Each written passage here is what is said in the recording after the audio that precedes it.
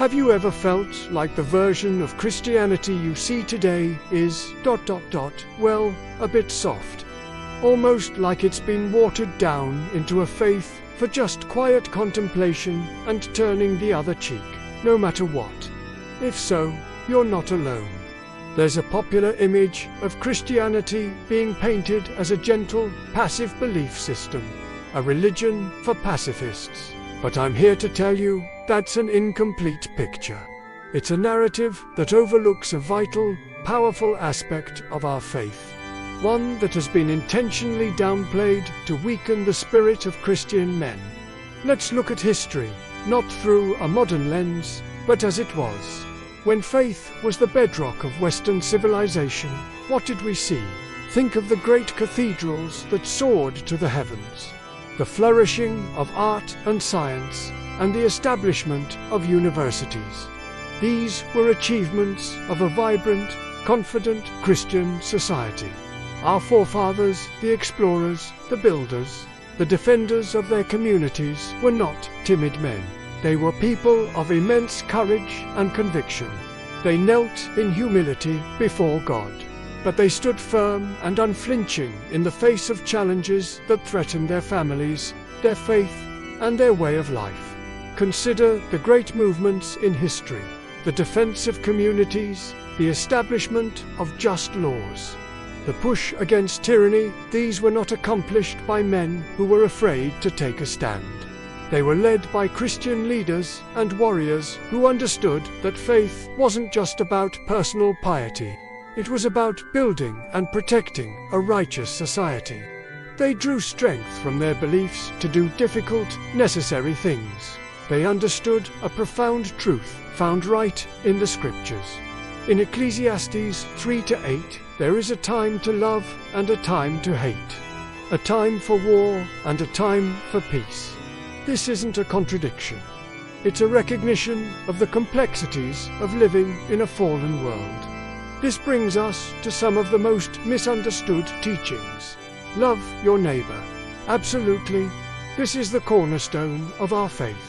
But does loving your neighbor mean you should stand by and let harm befall them, or let your own home be destroyed? Of course not. True love, biblical love agopes, not a passive feeling. It is an active, protective, and sacrificial force. It means wanting the absolute best for others, which includes protecting them from evil and injustice. Love defends the innocent. Love stands up for truth. Love builds a safe community where families can thrive. And what about turn the other cheek? This profound teaching from Jesus was a radical statement against personal retaliation and cycles of vengeance. It's about not letting personal insults and minor offenses consume you with hatred. It's about maintaining your dignity and choosing a higher path than petty revenge. But it was never meant to be a command to passively accept evil or to stand down when the vulnerable are threatened. Protecting your family, your community, and your faith from genuine harm is not a contradiction of this teaching. It is a righteous duty. Christ himself wasn't passive. He showed righteous anger when he cleansed the temple, driving out those who were corrupting a sacred space. He spoke hard truths to power, knowing it would lead to his own persecution. The call of Christianity is a call to courage. It's a call to love what is good, to actively oppose what is evil, and to have the wisdom and strength to act when the moment demands it. It's about cultivating an inner strength, a spiritual fortitude that allows you to be gentle and compassionate, but also strong and resolute. It's about being a pillar in your community, a protector of your family, and a faithful servant of God. This faith isn't for the faint of heart. It is a faith that calls for the heart of a warrior, one who fights for peace, defends the good, and stands for truth, all in the name of love. So let's reclaim that legacy.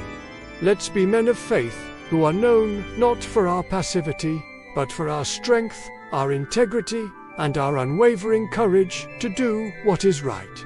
Thank you so much for watching. If this message resonated with you, Please hit that like button, subscribe to the channel, and share this video with others who need to hear it. God bless.